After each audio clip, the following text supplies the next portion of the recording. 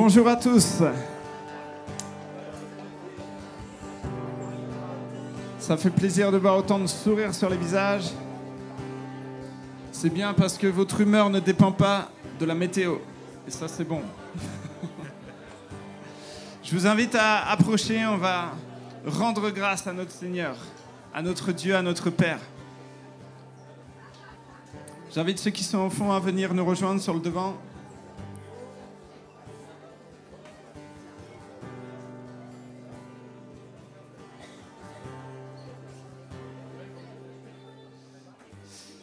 Vous savez pourquoi aujourd'hui c'est un grand jour de joie? Vous savez ou pas?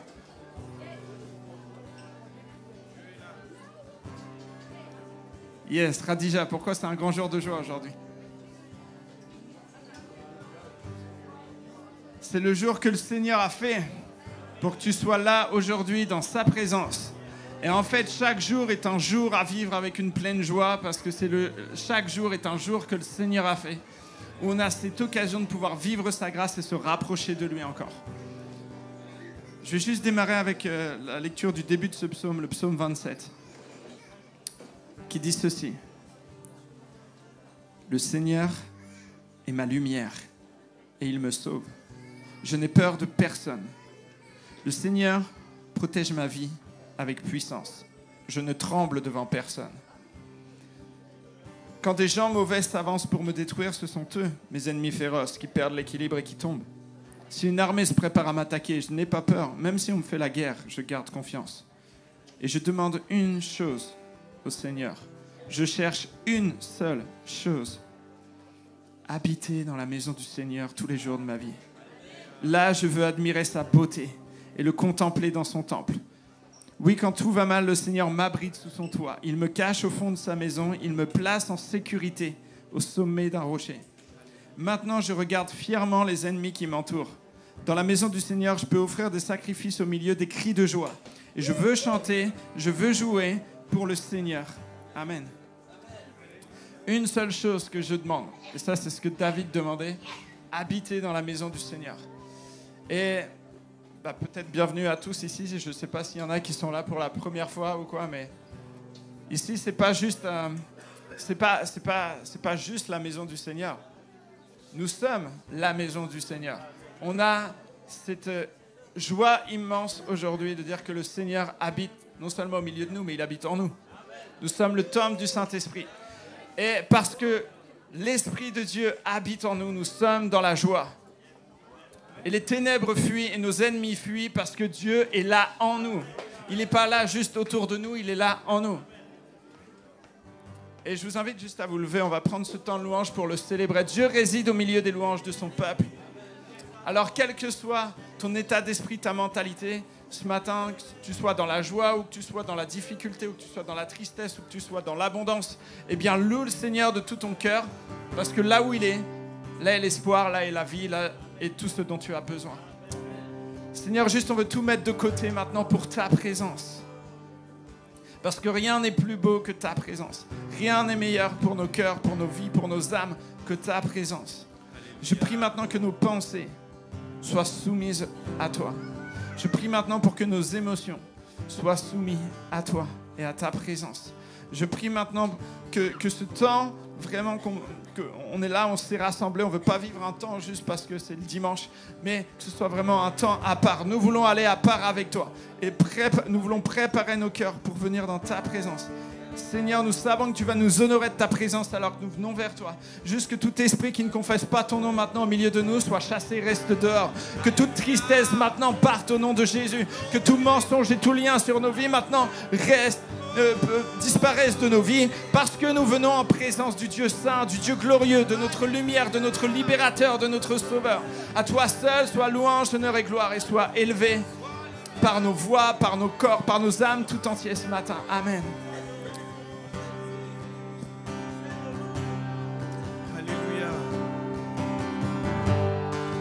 Tu es notre espoir, rien n'a plus de valeur, rien n'est aussi grand et rien n'est plus beau que ta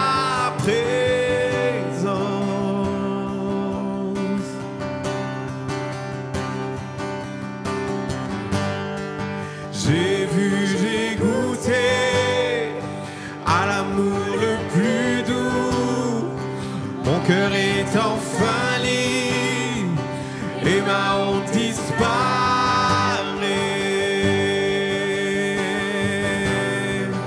en ta présence. Chantons-le, tu es notre espoir, Seigneur, ensemble.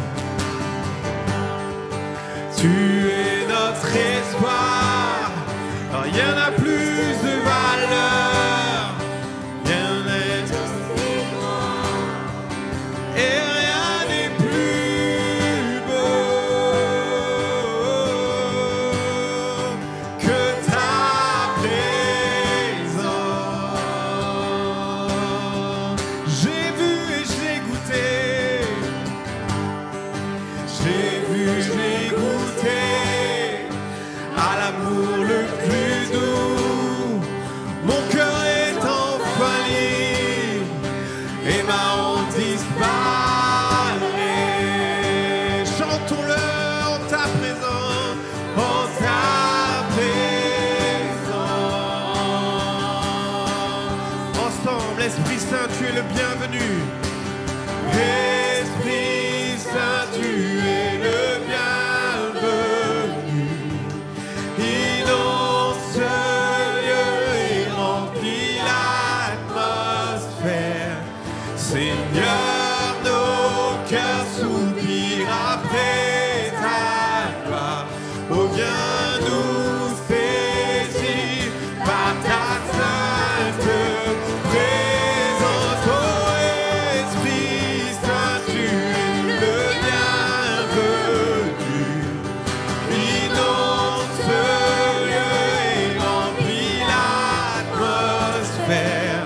Seigneur, nos cœurs soupirent après ta gloire.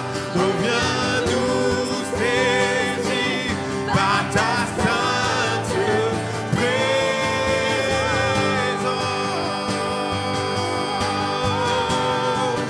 Ta sainte présence. Viens remplir ton peuple par ta sainte présence.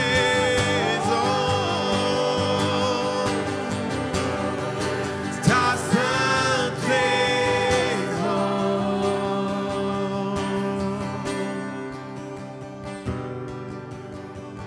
Que nous soyons plus sensibles à ta présence, que nous vivions sur terre la gloire de ta bonté, que nous soyons plus sensibles à ta présence, que nous vivions sur terre la gloire de ta bonté, que nous soyons plus sensibles à ta présence, que nous vivions sur terre la gloire de ta bonté, que nous soyons plus sensibles, Seigneur,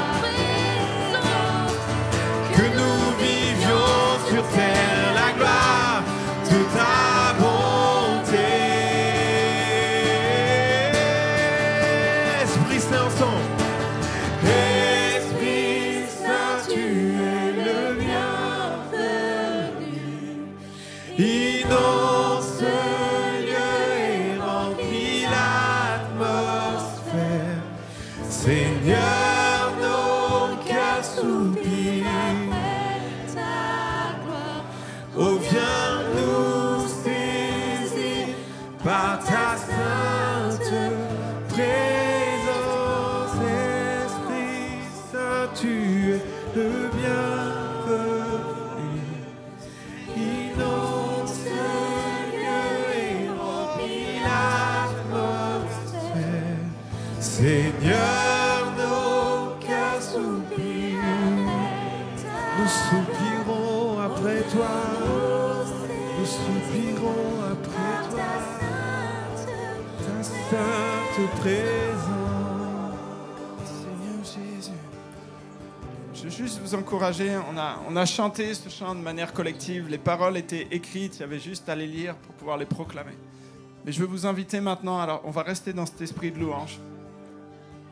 Mais à sortir le fruit de vos propres lèvres. le fruit de votre propre expérience, le fruit de votre propre faim et soif de vivre quelque chose avec le Seigneur ce matin. Juste que ça sorte de vos propres lèvres et qu'on ne s'attende pas, juste voilà, qu'on ferme les yeux même pour être concentré sur juste la personne de notre Seigneur et juste qu'on exprime notre faim et notre soif. À 3, 1, 2, 3.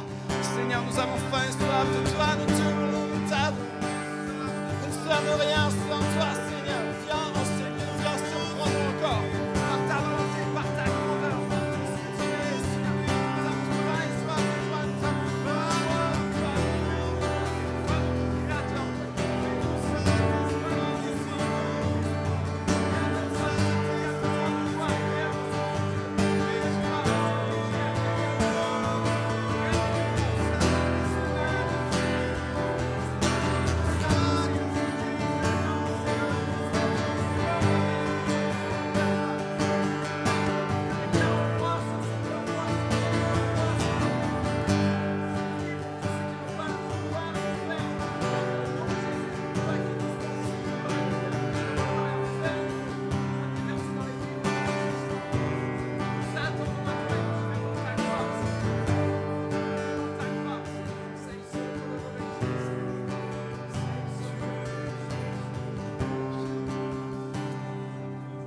Le Seigneur est le rémunérateur de ceux qui le cherchent.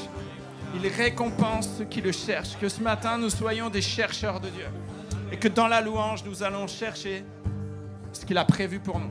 Peut-être que tu es venu avec une prière particulière, mais ce matin, le Seigneur va répondre à autre chose que ce que toi, tu es venu chercher. J'ai du mal à l'exprimer, mais je vois la pensée comme un dessin dans ma tête. Tu es venu chercher ça, et en fait, le Seigneur a ça à t'apporter. Un truc, toi, tu penses que tu as besoin, mais en fait, le Seigneur sait vraiment ce que tu as besoin. Mais dans tous les cas, c'est dans la louange que tu vas l'avoir. Alors qu'on loue de tout notre cœur, à fond les ballons. On y va ? On y va à l'église ? C'est parti ! Mon chant est une arme qui détruit tous mes ennemis. Mon chant est une arme qui chasse mes peurs, mes soucis. Qu'ils élèvent, qu'un chant s'élève. Nous te louons dans les ténèbres et tout s'éclaircit. Nous te donnons la gloire et proclamons la victoire. Qu'ils élèvent, qu'un chant s'élève. Ensemble, nous verrons les murs s'écrouler, les géants s'effondrer, la peur disparaît en ta présence. Le Dieu de victoire est pour nous, à jamais élevé. La création s'écrie, Dieu soit loué. Oh, louons-le ensemble. Ma foi est un chant qui calme la mer déchaînée. Ma foi est un chant qui apaise mon cœur troublé. Qui s'élève, qu'un chant s'élève. Ma foi est un chant encore. Ma foi est un chant qui calme la mer déchaînée. Déclare-le. Ma foi est un chant qui apaise mon cœur troublé. Qui s'élève. Élève ton chant ce matin. Qu'un chant s'élève. Ensemble, nous verrons les murs s'écrouler, les géants s'effondrer, la peur disparaît en ta présence. Le Dieu de victoire est pour nous, à jamais élevé. La création s'écrie, nous verrons les murs s'écrouler, les géants s'effondrer, la peur disparaît en ta présence. Le Dieu de victoire est pour nous, à jamais élevé. La création s'écrie, Dieu soit loué. Oh, louons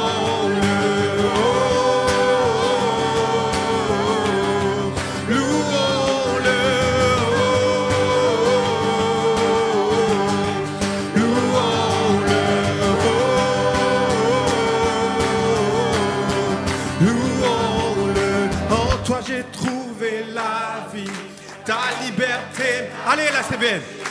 D'où l'univers. Élève ta voix. Louons-le, louons-le. En toi j'ai trouvé la vie, ta liberté m'a franchi. Tout l'univers se réjouit. Par la foi déclarons, en toi j'ai trouvé la vie, ta liberté m'a franchi. Tout l'univers se réjouit. Louons-le, louons-le. En toi j'ai trouvé la vie, ta liberté m'a franchi. Tout l'univers se réjouit. Louons-le, louons-le. Nous verrons les géants s'effondrer, la peur disparaît en ta présence. Le Dieu de victoire est pour nous, à jamais élevé. La création s'ébrit, Dieu soit loué. Nous verrons les murs s'écrouler, les géants s'effondrer, la peur disparaît en ta présence. Le Dieu de victoire est pour nous, à jamais élevé. La création s'ébrit, Dieu soit loué. Oh, oh, oh, louons-le. Louons notre Sauveur. Oh, louons-le.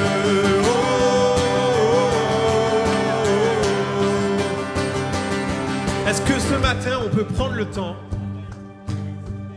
de viser nos géants? Identifiez-le et bandez votre arc. Cette flèche qui est la parole de Dieu.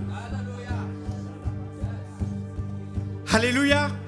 Est-ce qu'on peut faire ça ensemble? Comme une armée qui se lève face à son ennemi. N'ayons pas peur, les amis, et déclarons: en toi j'ai trouvé la vie, ta liberté m'a franchi. Et nous nous joignons aux anges, nous nous joignons à toutes les créatures de cette terre qui crient la gloire de notre Dieu. Amen. En toi j'ai trouvé la vie. D'une manière prophétique ce matin. D'une manière prophétique ce matin, déclare: en toi j'ai trouvé la vie, ta liberté m'a franchi. Tout l'univers se réjouit. En toi, Seigneur, en toi j'ai trouvé la vie, ta liberté m'a franchi. Tout l'univers se réjouit. Louons-le, louons-le. En toi j'ai trouvé la vie, ta liberté m'a franchi. Tout l'univers se réjouit. Louons-le, louons-le. Nous verrons les murs s'écrouler, les géants s'effondrer. La peur disparaît en ta présence. Le Dieu de victoire est pour nous, à jamais élevé.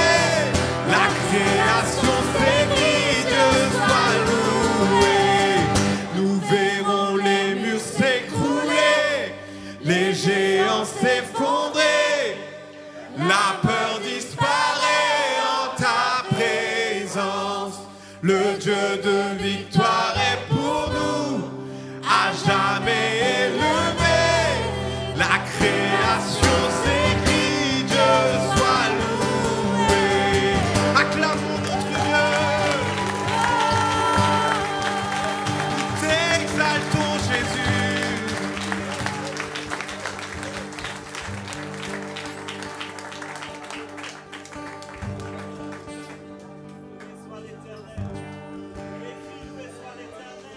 Alléluia. Alléluia. Alléluia. Merci pour ta présence. Ta sainte présence qui change l'atmosphère. Tu changes l'atmosphère. Sa vie est ici. Sa vie est ici.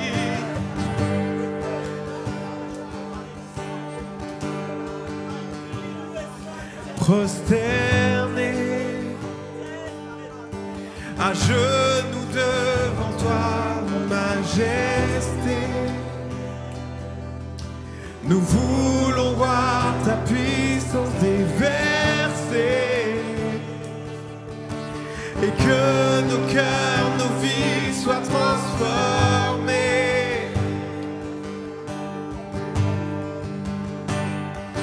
Prosterné, nous voulons voir ta face, majesté, humilié devant ta toute sainteté. Nous voulons que ta gloire soit révélée. Ensemble, oui, nous t'adorons, Seigneur. Oui, nous t'adorons, oui, nous t'élevons, car tu es au-dessus de tout. Oui, nous t'adorons, Et nous élevons ton nom. Oui, nous t'adorons, oui, nous t'adorons, oui, nous t'élevons, car tu es au-dessus de tout. Oui, nous t'adorons et nous élevons ton nom, Jésus.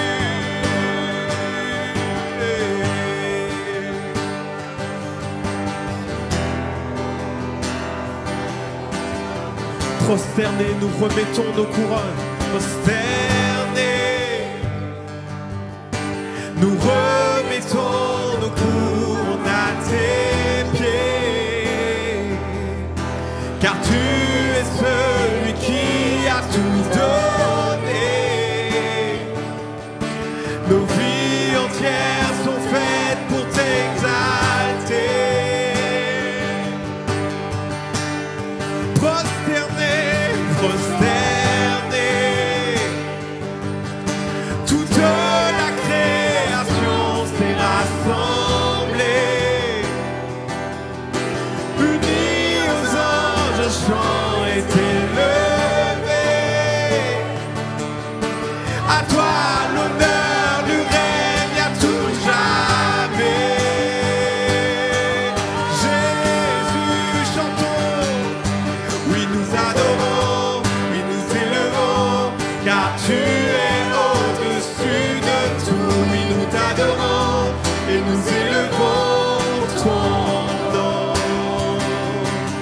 Oui, nous t'adorons, oui, nous t'élevons, car tu es au-dessus de tout. Oui, nous t'adorons et nous élevons ton nom. Encore une fois, oui, nous t'adorons, nous t'adorons. Oui, nous élevons, car tu es au-dessus de tout. oui, nous t'adorons et nous élevons ton nom. Oui, nous t'adorons, oui, nous t'élevons, car tu es au-dessus de tout. Oui, nous t'adorons et nous élevons ton nom, Jésus. Vois nos cœurs, Seigneur, qui te louent. Vois nos cœurs, Seigneur, qui te louent. La sincérité de nos cœurs. Levons nos mains vers lui. Les mains tendues vers le ciel. Nos regards sont sur toi. Nous soupirons. Nous avons faim et soif de toi.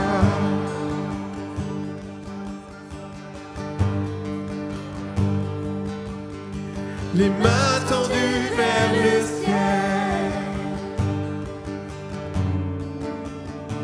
nos regards sont sur toi. Nous soupirons, nous avons faim et soif de toi. Les mains tendues vers le ciel, les mains tendues vers le ciel.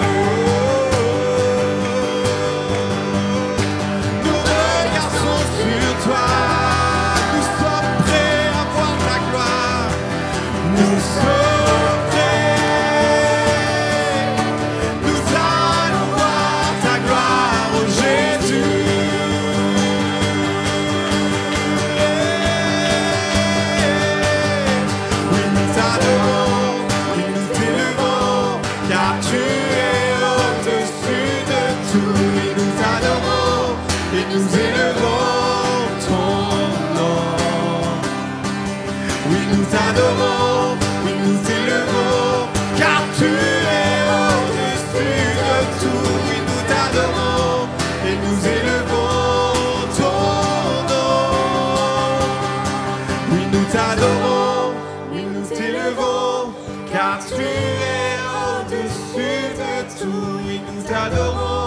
et nous élevons ton nom.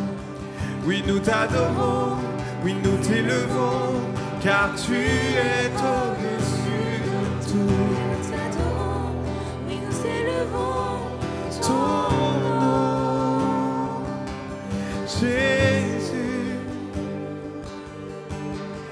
le nom au-dessus de tout nom. Jésus, le nom qui guérit, le nom qui sauve, Jésus,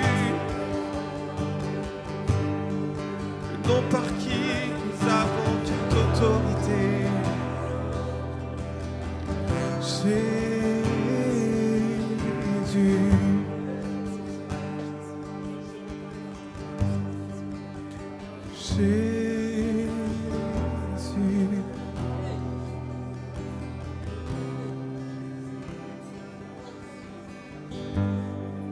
Tu nous appelles chercher ma face, nos cœurs s'éveillent, nous te cherchons.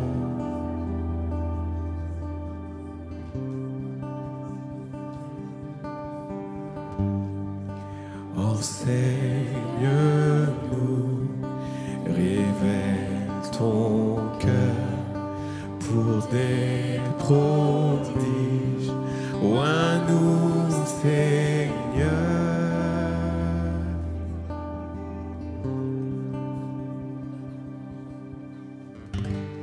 Tous assemblés, nos cœurs sont affamés.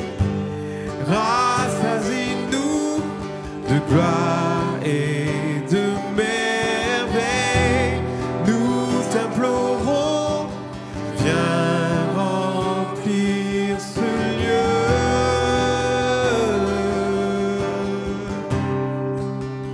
Notre désir. Notre désir, notre seul souhait, te contempler dans ta beauté. Point de repos, point de repos, ni de relâche. Un jour nos yeux verront ta face. Tous assemblés, nos cœurs sont affamés. Rassasie-nous de gloire et de merveille. Nous t'implorons, viens remplir ce lieu.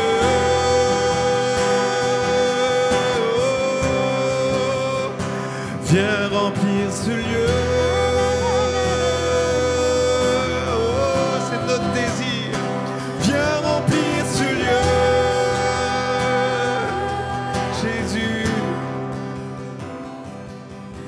nous t'attendons, nous t'implorons. Viens, montre-nous ta gloire. Nous t'attendons, nous t'implorons. Viens, montre-nous ta gloire. Nous soupirons après toi, Seigneur. Nous t'attendons,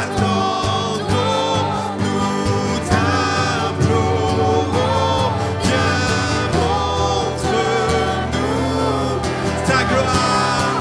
Jésus, nous t'attendons, nous t'implorons. Viens, montre-nous ta gloire. Alléluia, Alléluia, viens. Alléluia, viens. Touche mon cœur. Alléluia,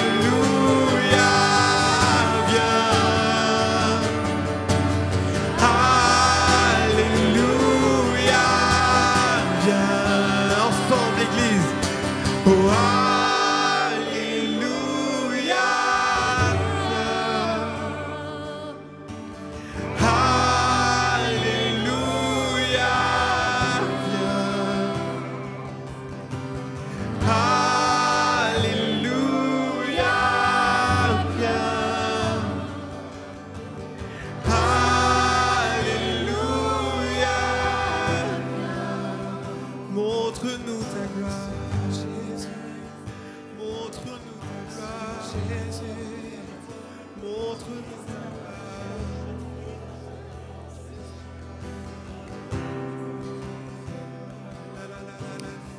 Pendant qu'on louait, je voyais comme s'il y avait quelque chose qui venait de nos pieds et qui nous remplissait au niveau des genoux, au niveau des cuisses et qui venait saturer tous nos êtres alors que nous chantions, alors que nous étions centrés sur Christ et que simplement nous l'adorions.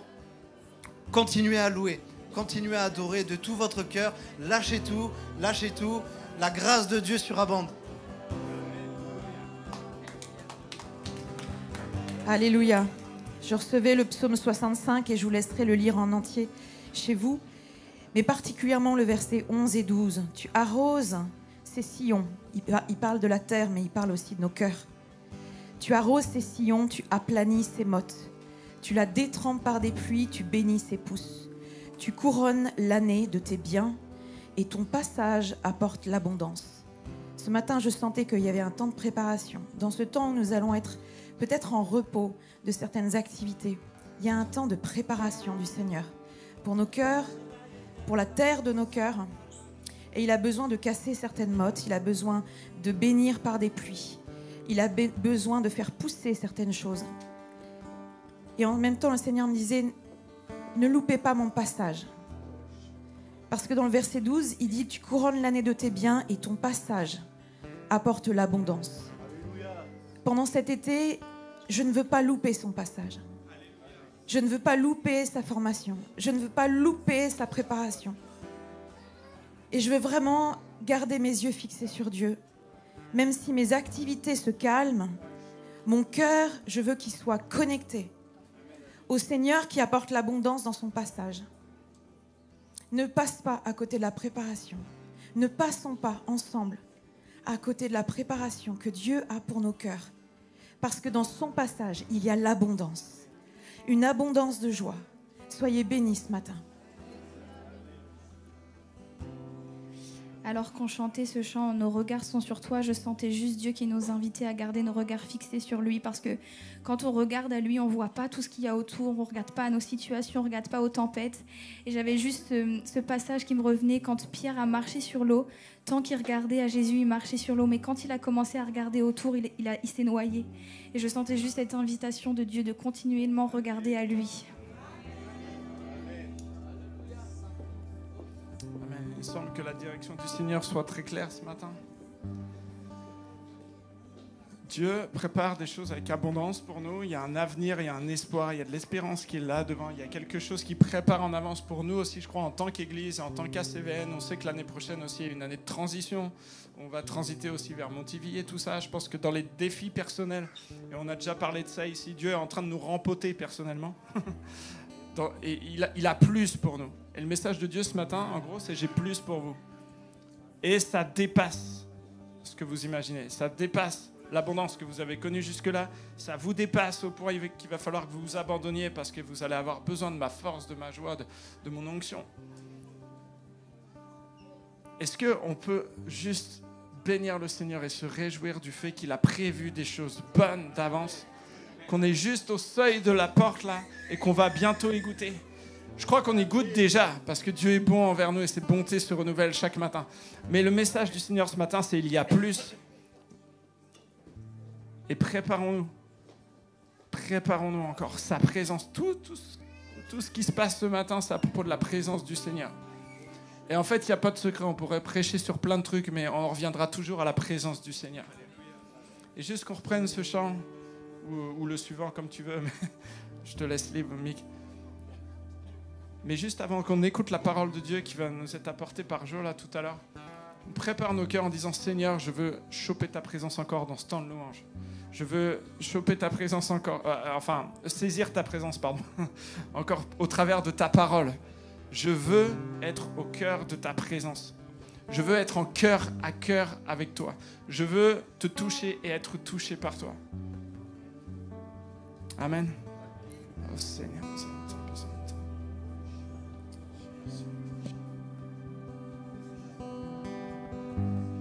Envoie un feu dans mon âme, contenable, incontrôlable.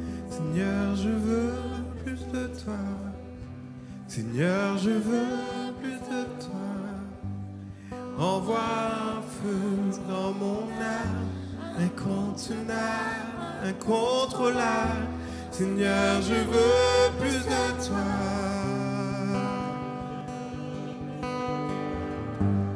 Envoie un feu dans mon âme, incontrôlable. Je veux plus de toi. Fais brûler ton feu, fais brûler ton feu. Envoie un feu dans mon âme, Incontenable, incontrôlable. Seigneur, je veux plus de toi. Je veux plus de toi.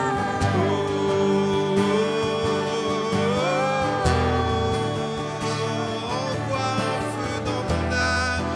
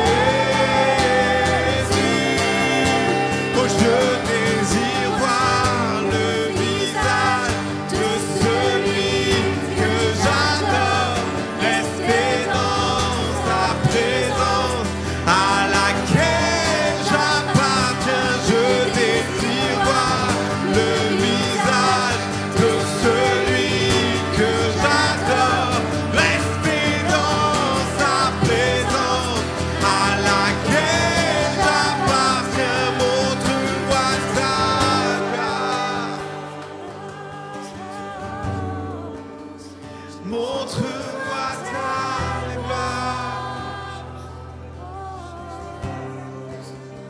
Montre-moi ta gloire. Montre-moi ta gloire.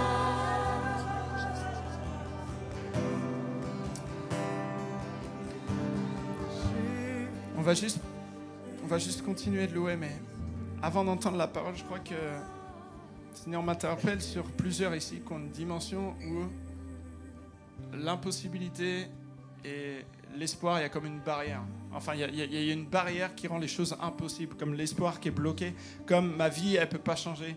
Ma victoire sur le péché, c'est pas possible. Mon avenir, il est bouché. Quelque chose qui est comme de l'ordre d'une porte, en fait, qui ferme l'avenir, qui empêche même la joie, qui empêche de se projeter. Et je sentais comme le Saint-Esprit qui insiste. Est-ce que tu comprends bien ce que je suis venu te dire ce matin? Je suis le Dieu de l'impossible. Je suis le Dieu qui te permet de marcher sur l'eau. Je suis le Dieu qui est capable de te remplir entièrement, pas juste en partie, mais entièrement. Et je voudrais juste prier, alors qu'on va élever le nom de Jésus, et je vous invite à élever le nom de Jésus, le nom de celui qui sauve, le nom de celui qui guérit, le nom de celui qui libère celui qui est captif, le nom de celui qui ramène la joie. Il est celui qui pourvoit en toutes choses. Et juste qu'on élève le nom de Jésus, celui qui pourvoit en toutes choses ce matin. Et si pour vous, justement, tout va bien, et bien qu'on lève une voix qui intercède pour nos frères et sœurs, pour qui il y a comme des portes, comme ça, de bunkers qui sont là devant eux, afin que ces portes explosent. Au nom du Seigneur Jésus. Oh Seigneur Jésus, Jésus, tu es le roi libérateur, tu es celui qui délivre, tu es venu proclamer une année de grâce, tu es venu libérer celui qui est captif, tu es venu amener à la liberté celui qui était opprimé. Seigneur, nous proclamons ton nom Jésus. Jésus, que l'espoir renaisse au nom de Jésus. Que l'espoir renaisse au nom de Jésus. Tu es le Dieu de l'impossible. Nous attendons à toi, Seigneur Jésus. Glorifie ton nom, glorifie ton nom. Nous rappelons l'espoir. Nous rappelons l'espoir. Nous rappelons l'espoir. Il est pour toi, il est pour toi. Oh Jésus. Non pas par nos propres forces, notre intelligence, mais en ton nom.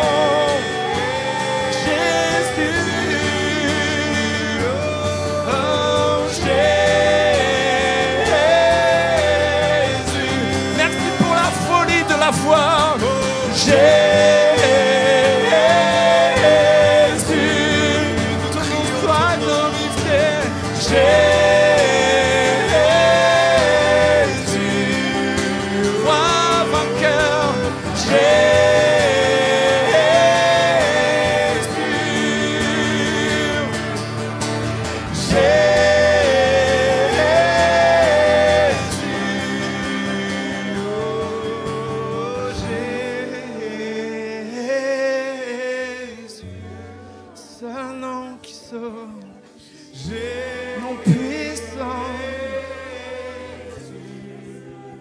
impossible, Jésus,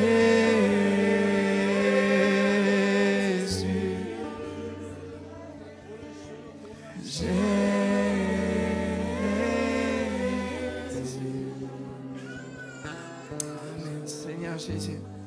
Sois loué Seigneur, parce que tu agissais hier, tu agis encore aujourd'hui et tu agiras encore demain. Tu es celui qui ne change pas. Et nous te louons parce que tout en toi n'est que grâce. Et nous voulons te rendre grâce, te rendre tout l'honneur, te rendre la puissance et la gloire. Parce que c'est à toi qu'appartiennent toutes choses, la richesse, la puissance, la gloire. Nous te couronnerons encore sur nos vies et sur la vie de nos frères et sœurs.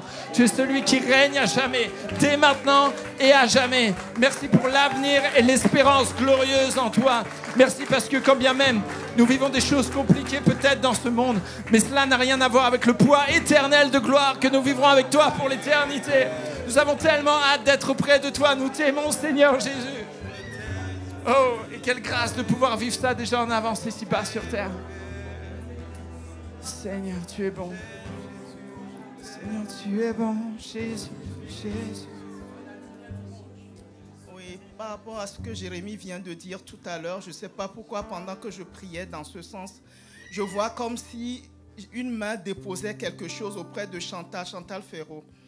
Et je voulais comprendre. Et puis ce que j'ai compris dans ce que j'ai vu, c'est que Chantal Ferraud devait élever la voix pour prier pour ces gens-là qui ont comme l'horizon bouché, les gens qui ne voient pas venir, les gens qui n'arrivent pas à rentrer dans la joie du salut, toutes ces choses. Je ne sais pas pourquoi, mais c'est Chantal Ferraud, j'ai vu ça dans mon esprit. Voilà. Amen.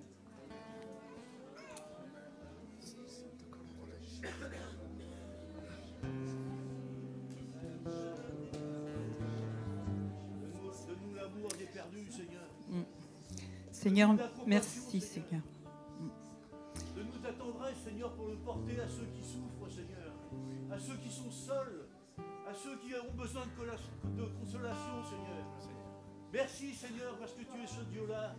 Et c'est ce Dieu-là que nous voulons apporter, Seigneur. Tu es le Dieu de grâce, le Dieu du pardon, Seigneur. Et tu veux, Seigneur, toucher les âmes, Seigneur, par ta tendresse, par ton amour et ta grâce, Seigneur.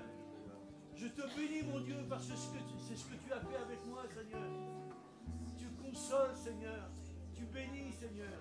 Merci parce que tu veux nous remplir de toi, Seigneur. Tu veux que nous atteignions la stature parfaite de Christ. Et c'est pour chacun, Seigneur. C'est pour chacun, Seigneur. C'est ça ton but. C'est le but des ministères, c'est le but de l'Église. C'est que chacun atteigne cette stature-là, Seigneur. Que nous puissions aller pour porter la bonne nouvelle, Seigneur. Sois béni, Seigneur, nous ce matin. Je t'aime, Seigneur. Je crois en toi, Seigneur. Je crois en tes souffrances, Seigneur. Pour moi, Seigneur. Tu es bon, Seigneur. Je t'aime, Seigneur. Seigneur, merci parce que, alors qu'une de mes difficultés, c'est que je n'ai pas de voix qui porte. Et donc, c'est jamais facile pour moi d'élever la voix. Et là, Seigneur, tu me donnes la possibilité d'élever la voix, Seigneur.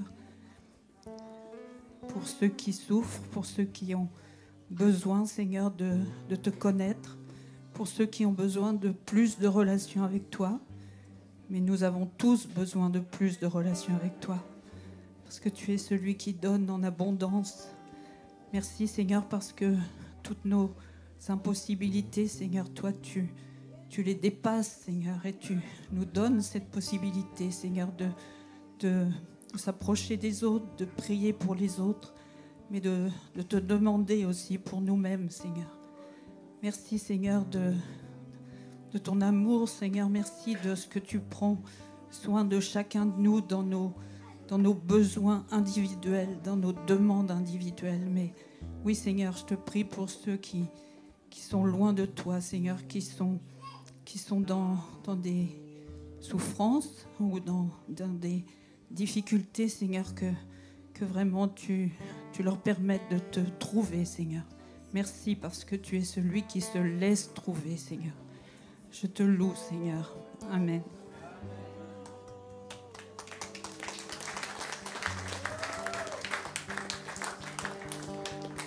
Continue de laisser le Seigneur nous parler. Il va nous parler au travers de sa parole, mais avant ça, on va prendre le temps des annonces aussi.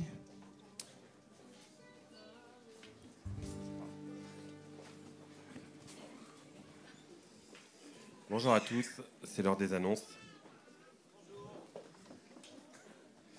Alors, on commence avec les veilles de prière. Elles sont en pause durant la période estivale. Elles reprendront le 18 septembre après le culte de rentrée. Ensuite, nous avons lundi Influence à 18h. Mardi, Louange et Intercession, c'est notre dernier mardi. Et elles reprendront le 22 août. Ensuite, nous avons le mariage de Patrick et Stéphanie. Il sera célébré le 14 juillet à 15h au château de la Guerche à Villequier. À l'issue de la cérémonie, un vin d'honneur sera servi dans le parc du château. Les futurs mariés sont ravis des conviés toute la CVN. Les congés, la période estivale a commencé. C'est pour ça qu'Amélie et Thierry sont en repos bien mérité. Et d'ailleurs, on souhaite bonnes vacances à tous ceux qui partent. Vendredi 1er septembre à 19h, nous aurons des auditions à CVN pour la louange. Donc en fait, les inscriptions se font auprès de Jonathan Fleury avant le 18 août. Il y a des conditions. Être baptisé, membre de l'église ou en cours, avoir une pratique sérieuse de la musique ou plusieurs expériences de groupe. Et on finit par les dîmes offrandes. Merci pour votre fidélité.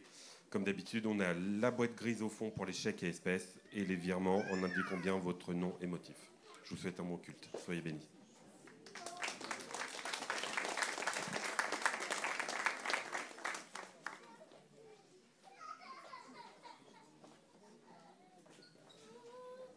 Amen. Alléluia. Vous allez bien? Oui. Super. On va prier ensemble. Seigneur, merci pour ces instants, ces moments, Père. Merci parce que nous croyons que tu conduis toutes choses, Seigneur. Et puis, nous voulons continuer à ouvrir nos cœurs, Seigneur, à ta parole, à ce que tu as prévu de nous, de nous dire ce matin, de nous parler. Merci parce que tu es un Dieu de relations. Et nous voulons ouvrir nos oreilles à ce que tu as à nous dire. Père, je te prie que vraiment ce qui a été préparé, Seigneur, puisse parler au cœur. Saint-Esprit, saisis-toi de ces mots et parle à chacun d'entre nous, Papa. Amen. Amen. Alléluia. Eh bien, c'est intéressant. C'est marrant, mais non, c'est intéressant. La manière dont le Seigneur conduit les choses. Vous savez, quand on prépare un message, on capte tous les mots. Et puis tous les mots qui sont là-dedans, je les connais. Puis dès qu'il y a un chant qui va dans ce sens-là, je dis « Ah ouais, Seigneur !» Et puis là, une parole, oh, c'est tellement encourageant. Et ce matin, c'est vraiment encourageant. À un moment, Jérémie dit « Vous savez, on a beau faire le tour de tout, chercher tout ce qu'on veut, on en revient toujours à la présence de Dieu. » Et le thème ce matin, c'est « Cultive la présence de Dieu ». Amen. Donc nous allons regarder à cette thématique. Alors, le Seigneur nous a fait grâce avec Sarah d'avoir une maison il y a quelques temps. Et dans cette maison, les anciens propriétaires avaient planté des rosiers. Il y a des beaux rosiers dans cette maison. Je ne pensais pas pouvoir aimer des plantes un jour, mais c'est le cas. Je me suis pris d'affection pour ces rosiers. Ils sont vraiment beaux. Et puis quand la saison arrive, vous allez voir dans le vocabulaire que je ne connais pas grand-chose. Mais en tout cas, quand le moment arrive et puis ça commence à pousser, on voit toutes les couleurs. Il y en a des jaunes, rouges, blanches. C'est vraiment, moi, je trouve ça magnifique. Et j'aime rentrer chez moi et voir ces beaux rosiers. Mais ces beaux rosiers, en fait, ils ont besoin d'entretien. Ils ont besoin qu'on coupe. Ils ont besoin qu'on vienne tailler, sinon il y en a dans tous les sens. Et puis au pied de ces rosiers, comme au pied des haies chez moi, etc., il y a toujours toutes ces mauvaises herbes qui viennent et qui m'énervent. Ça pousse tellement vite, les mauvaises herbes. Mais si j'entretiens pas, si je coupe pas, ces mauvaises herbes-là, vous connaissez, elles prennent vite le dessous, le dessous aussi d'ailleurs, ça commence en dessous, le dessus, et elles recouvrent, elles étouffent. Donc on a besoin d'arracher ces mauvaises herbes. Je dois régulièrement nettoyer. Et c'est pour ça que ce matin, j'aimerais nous rappeler à tous l'importance de cultiver la présence de Dieu en nous et de nettoyer régulièrement tout ce qui cherche à passer au-dessus, tout ce qui cherche à étouffer. Et croyez-moi, il y a beaucoup de choses qui cherchent à étouffer, qui cherchent à éteindre la relation avec notre Dieu, l'intimité de sa présence. Je me suis beaucoup basé sur le livre de Jean, l'évangile de Jean. Mais je trouve cet évangile super. Et la Bible, c'est super. Mais dans cet évangile, j'aime tellement. On commence la parole. Au commencement était la parole et la parole était Dieu. Et la parole était avec Dieu. Et puis on va au verset 14. La parole a été faite chair. La parole est devenue chair. Jésus-Christ, le cadeau de Dieu pour nous, pour l'humanité. Amen. Dieu a donné son Fils unique pour que nous puissions avoir la vie. Pour que nous puissions ce matin si librement lever les mains vers lui et accéder si facilement, entre guillemets, à la présence du roi des rois. Amen. Jésus, cadeau pour l'humanité. Et Jésus n'en est pas resté là. Il nous a montré l'exemple et c'est pour ça qu'on va voir comment lui cultiver la présence de Dieu et comment suivre l'exemple de Christ. Mais il n'en est pas resté là. La Bible dit, et Jésus lui-même le dit, voilà, je vous envoie le consolateur. Amen, dans Jean 20. Je vous envoie, Jean 15, le défenseur. Amen. Il ne nous a pas laissés seuls. Il te donne son esprit. Et on en parlait encore ce matin. Nous sommes le temple de l'esprit. Amen. Est-ce qu'on est dans la joie d'être le temple de l'esprit? Alléluia. C'est une grâce incroyable. Et ce temple-là, il faut prendre le temps de cultiver la relation avec l'esprit. Jean 20, Jésus parle encore, il dit au verset 22, après ces paroles, il souffla sur eux et leur dit, recevez le Saint-Esprit. Oh! Et ce matin, ça résonne encore. Reçois le Saint-Esprit. Sois rempli de l'Esprit. Manifeste le fruit de l'Esprit. Manifeste les dons de l'Esprit. Marche par l'Esprit. Vis pleinement. Il me semble que parfois, il m'est arrivé d'être impacté par des non-chrétiens, par leur consécration dans des choses. Moi, je vois dans le secteur social, il m'est arrivé d'avoir des collègues, mais passionnés par l'autre, à être prêts à tout donner et tout. Et puis j'étais inspiré par eux. Et à contrario, des fois, je me suis dit, tiens, est-ce que ma vie, là, elle inspire? Est-ce qu'elle respire Jésus?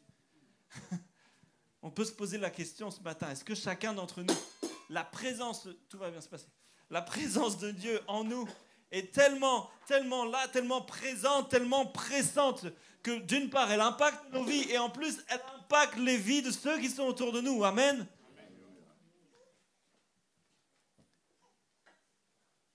C'est un cadeau à prix inestimable pour nous, le Saint-Esprit. Et on arrive dans un temps de vacances, on en a parlé aussi, et peut-être tant attendu, mais j'aimerais nous poser la question, est-ce que les vacances comme nous le vivons aujourd'hui, est-ce que c'est le modèle divin, les vacances? Genèse 2 nous dit au verset 1, « Ainsi furent achevés », on a passé les 6 jours de la création, on arrive à ce 7e jour merveilleux. Il est écrit, « Ainsi furent achevés les cieux et la terre et toute leur armée. Dieu acheva au 7e jour son œuvre qu'il avait faite et il se reposa. » Ah, il fait plaisir ce mot, hein. Il se reposa, traduit par Shabbat ici, qui littéralement, vous savez, hein, dans les traductions, on peut avoir plusieurs directions encore.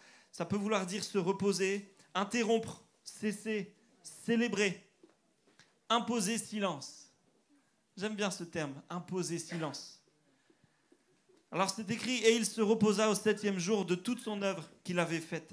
Dieu bénit le 7e jour et il le sanctifia parce qu'en ce jour, il se reposa de toute son œuvre qu'il avait créée en la faisant. Amen. Ce n'est pas écrit ici que l'Éternel Dieu enchaîna 1 mois, 2 mois, 3 mois de travail avec un petit pont entre les deux et puis il continuait encore et encore et en attendant les vacances. En attendant le temps des vacances bien méritées, où il se mettrait à l'écart de tout le monde, il ne parlerait plus à personne, il couperait le téléphone, et là, je suis tellement bien dans ma présence. Non, ce n'est pas écrit ça. 1 jour, 2 jours, 3 jours, 4 jours, 5 jours, 6 jours, Shabbat, repos, je prends le temps de contempler. Je prends le temps. Et il me semble que le monde dans lequel on vit cherche à voler notre temps. Il cherche à voler notre temps. Je ne sais pas pour vous, je ne sais pas si c'est parce que je vieillis. Je ne pense pas que je disais ça quand j'étais enfant. Mais le temps passe à une vitesse. Le temps passe à une vitesse. Et le temps, c'est le temps. Je ne crois pas que ça accélère. Hein. Une heure, c'est toujours, ça reste 1 heure. Mais comment nous gérons notre temps et comment nous mettons Dieu dans ce temps que l'Éternel nous donne finalement. Aujourd'hui, c'est travail, vacances. Ça, c'est le rythme séculier. Travail, vacances. Mais le rythme sacré, c'est travail, Shabbat. Travail, Shabbat. Travail, Shabbat. Prends le temps de te reposer. Alors, je sais que ça peut être, pour certains pasteurs, de prêcher ça. Oh là, attention, ils vont tous se mettre à se reposer. Attention, ils vont tous s'arrêter. Mais je ne crois pas, parce qu'en nous, il y a cet ADN du travail. Dieu ne fait pas de nous des fainéants. Dieu fait de nous des hommes et des femmes qui allons au travail. Amen. Donc on ne va pas s'arrêter. Mais il y a un temps nécessaire pour s'arrêter. Amen. Jésus lui-même respectait le Shabbat, mais ce n'était pas son seul moment où il allait vers le Père. Ce n'était pas juste du vendredi 18h au samedi 18h où il passait un temps juste dans l'intimité avec Dieu, où il arrêtait les activités. Non, Jésus lui-même avait une vie de prière, jour après jour, quotidienne. Et le Shabbat n'empêche pas le fait que nous devons avoir une vie de prière, une régularité dans la présence de Dieu. Amen. Et bien qu'il respectait le Shabbat, Jésus, il n'en a pas fait un dogme. On disait que pendant le Shabbat, il fallait rien faire. Mais pourtant, on voit dans Luc 14, Jésus guérit. C'est écrit un jour du sabbat, Jésus était allé dans la maison de l'un des chefs des pharisiens pour prendre un repas. Et les pharisiens l'observaient. Or, un homme rempli d'œdème se trouvait devant lui. Jésus prit la parole et dit aux professeurs de la loi et aux pharisiens, « Est-il permis ou non de faire une guérison le jour de sabbat ?» Ils gardèrent le silence. Ah bah ouais, ça c'est... Ils gardèrent le silence. Alors Jésus toucha le malade, le guérit et le renvoya. Puis il leur dit, « Lequel de vous, si son fils ou son bœuf tombe dans un puits, ne l'en retire pas aussitôt, même le jour du sabbat ?» Et ils furent incapables de répondre à cela. Je ne vais pas faire une prédication sur le repos, sur le sabbat. Thierry en avait fait déjà une d'ailleurs ici. Mais je veux nous dire qu'au-delà du sabbat, Jésus, il cultivait l'intimité de sa présence. Jésus cultivait l'intimité dans la présence du Père. Combien de fois on le voit, Jésus se mettre à l'écart, aller prier. Jésus se monta sur la montagne le matin, le soir, parfois toute une nuit avant d'aller choisir ses disciples. Il allait prier. Il prenait le temps. On pourrait dire, mais Jésus, il avait tellement à faire. Il y avait tellement de malades à guérir. Il y avait tellement d'attentes sur sa personne. Imaginez un instant les foules. Vous imaginez, à chaque fois que vous allez dans une ville, là, vous allez partir en vacances, je sais pas, il y en a, ils vont partir à je sais pas où vous voulez, à Bordeaux. Puis il y a une foule qui vous suit toujours et qui crie votre nom. Oh, le repos, sympa, hein? C'était comme ça que ça pouvait se passer aussi pour Jésus. Mais malgré cela, il ne se laissait pas avoir par les attentes qu'on avait sur lui. Il savait que lui, au-delà de toutes les attentes que les disciples, excusez-moi, ça crache pas mal. Hein. Il y a le Covid et puis là, il est parti. Pour toutes les attentes que Jésus avait sur lui, malgré tout, il prenait du temps pour aller à l'écart auprès du Père, parce que c'est ici que se passaient les choses. Amen. Je ne sais pas si toi, tu te dis, tiens, j'ai des attentes sur ma vie. Dans ma famille, on attend des choses de moi. Il faut que je fasse bien. Il faut que je réponde présent. Il faut que je dise oui. Je sais que moi, j'ai une tendance naturelle à dire un peu oui à tout. Et cette tendance, je la place au Seigneur, en tout cas. Oui, je viens t'aider. Oui, je viens là, etc. Et puis quand Dieu vient vers moi et dit, ça fait longtemps que je t'ai pas vu. Oui, j'arrive, j'ai un déménagement encore, et puis là, je dois aller manger à tel endroit, machin. J'ai prévu un ciné avec mes enfants, tu comprends. Il faut que je prenne du temps avec mes enfants. C'est du temps de qualité. Papa au ciné.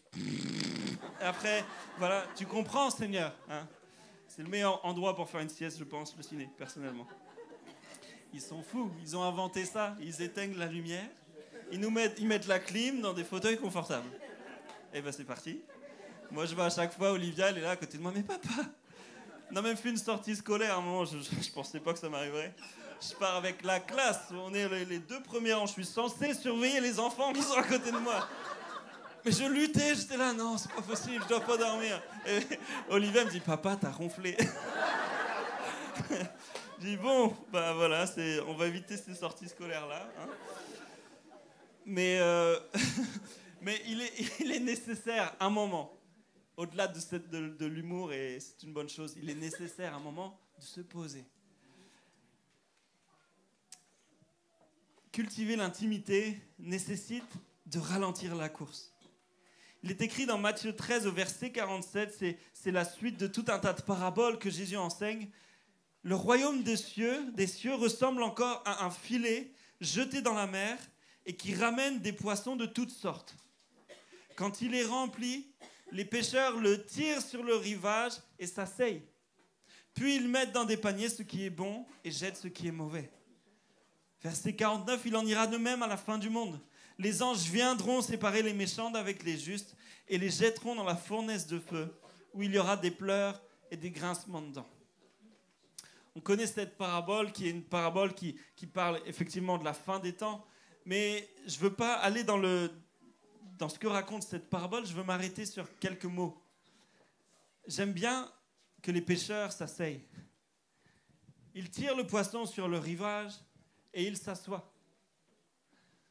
On prend le temps de dire qu'ils s'assoient. Nous, naturellement, il me semble que parfois, On tire, on fonce, on y va, allez, il y a besoin encore, etc. Non, les pêcheurs, ils tirent et ils s'assoient. On commence par s'asseoir. Prenons-nous le temps de s'asseoir, de contempler, de prier. Mais prier, vraiment. De prier. Pose-toi la question au-delà d'un dimanche et d'un mardi et d'une réunion publique. Ça fait combien de temps que tu n'as pas pris le temps de t'asseoir à la maison, de couper tout ce qu'il y a autour et d'aller dans la présence de Dieu, de prendre le temps de prier. Je ne parle pas de prier pour un besoin. Je ne parle pas de prier pour tes besoins, mais de parler à Dieu, de venir le voir, comme un enfant va vers son père, de venir le voir et dire « Bonjour papa, comment tu vas? Comment je peux prier aujourd'hui? Pourquoi tu veux que je prie? Pour qui tu veux que je prie? Est-ce que tu veux que j'ouvre ma bouche peut-être? Peut-être un temps de silence?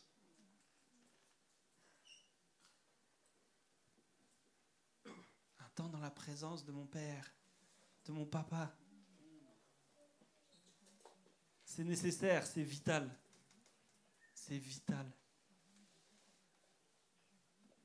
Il n'y a pas longtemps, j'étais dans une réunion avec le CNEF Jeunesse à Paris. Puis il y avait un monsieur qui était là, qui faisait quelques enseignements, il s'appelle Gérard O'Haraud. Et il rencontre il nous parle d'un bouquin de Peter Scazzero sur le fait d'un leader émotionnellement sain, quelque chose comme ça. Et il nous dit, voilà, j'ai lu son livre en anglais, je l'ai trouvé son livre excellent. Et je me suis dit, il faut que j'aille en Angleterre, parce qu'il passait là-bas, je vais aller le voir. Puis je vais y aller avec mon épouse, avec 3-4 personnes. On va aller le voir, parce que son livre est impactant, c'est parlant, et on a besoin de ça pour la France. Alors, Gérard part en Angleterre pour rencontrer Peter. Il assiste à son séminaire, et au bout des 3 jours de séminaire, il se dit, oui, ça va être super. On va aller le voir, on va aller le rencontrer, on va l'inviter en France. Alors, il va le voir, il prend du temps avec lui. Gérard, c'est quelqu'un qui a été dans la communication, vraiment dans des postes très élevés. Il communiquait avec tout le groupe Carrefour, il voyageait. Et donc quelqu'un qui sait communiquer, qui sait t'amener là où tu n'as même pas envie d'aller, quoi, tu vois. Et puis tu repars et tu es content en plus. Tu dis, ouais, j'avais besoin de ça, c'est vrai. Vous voyez ce genre de personne. Et là, il parle à Peter Scazzero, il lui dit, vraiment, on a besoin, ton livre, il est impactant, on a besoin que tu viennes en France, tu viennes parler de cette réalité qu'être un leader émotionnellement sain, etc. Et la réponse de cet homme, c'était, écoute, pourquoi pas, laisse-moi 2 ans. Laisse-moi 2 ans, d'ici 2 ans, je vais te répondre, je te donnerai une réponse. Alors lui, il dit, mais attends, 2 ans, mais 2 ans, tu crois que Dieu ne peut pas te parler avant 2 ans? Et sûrement, il peut te parler, il va te dire avant, oui, mais laisse-moi le temps, on prend le temps. D'ici 2 ans, je reviens vers toi. Pendant ces 2 années, ils ont pris le temps d'échanger, garder une relation, c'est important. Mais rien d'autre. Et au bout des 2 ans, Gérard revient vers lui, il dit, Peter, alors, on en est où de l'invitation? Est-ce que tu veux venir en France? Ce serait une bonne chose, on a besoin de toi. Et Peter s'arrêtant en disant, laisse-moi encore 1 an.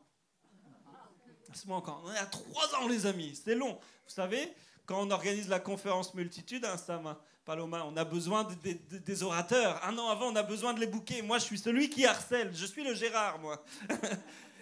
Et là, je suis Gérard. Et là, Peter lui dit non, encore 1 an. Et au bout des 1 an, il a fallu être patient. Hein. Alors, qu'est-ce qui s'est passé? Est-ce qu'il est venu en France? Non, il n'est pas venu en France. Il lui a dit, tu sais, je pense que ça serait bien que tu traduises le livre, puis que tu montes une équipe, et puis tu développes ce ministère-là pour la France. Fais-le, toi. On n'a pas besoin de Peter. On a besoin d'hommes et de femmes qui aiment le Seigneur, et puis qui vont répandre la vérité. Moi, je trouve ça super, parce que je me suis mis un peu à la place de ce Peter, et ça m'est arrivé qu'on vienne me voir en disant, Jonathan, est-ce que tu voudrais venir prêcher? Et je me suis dit, comment je réagis, moi, quand ça m'arrive? Premièrement, et je vous ouvre mon cœur bien... Premièrement, je suis honoré au fond de moi. Je suis flatté. Ah oui, c'est vrai, vous voulez que je vienne prêcher chez vous? Bon, bah, d'accord. Ok, bah, je vais venir. Deuxièmement, qu'est-ce qui se passe? Ensuite, je vais voir si mon planning correspond. Tiens, bah oui, toujours notre fameux planning. Donc là, on m'a invité le temps. Alors, est-ce que j'ai quelque chose de prévu? Oui, j'ai quelque chose de prévu. Peut-être je peux déplacer. On m'a quand même invité, vous voyez. Ou là, j'ai rien de prévu. Bon, bah oui, je peux y aller. Et puis après, je vais prévenir l'entourage.